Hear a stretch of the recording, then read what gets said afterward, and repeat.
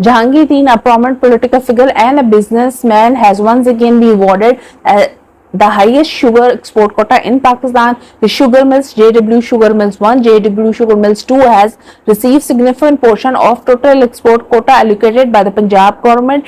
Key legal and ethical consideration allocation process. The allocation of the exports quota is typically based on the production and capacity and the efficiency of the sugar mills. The mills are known for their high production volumes and efficiency, which is like to be contributed to receiving the highest quota. Conflict of interest. Given the political influence and its close ties with the incumbent government, question arises about the potential conflicts of interest. The transparency and the fairness of the allocation of quota process has lost public trust. Regulatory compliances. The legal framework governing the sugar industries includes regulation on production, pricing and export. Ensuring that these regulations are followed is essential to prevent market manipulation and consumer protection interests. Economical impact. The export quota is significantly impact domestic market, affecting sugar prices and availability. The government must balance the benefits exporting sugar with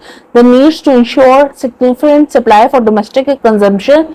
In conclusion, the allocation of the highest sugar export quota to Jahangir mills raises important legal and ethical questions. While the efficiency and the production capacity of the mills justify the allocation, the potential conflict of interest and the impact on domestic local market cannot be overlooked as Pakistan navigates the complex issues of transparency and regulatory compliance with the key maintaining public trust. Thank you for watching, and do not forget to like, share, subscribe and stay tuned for legal analysis.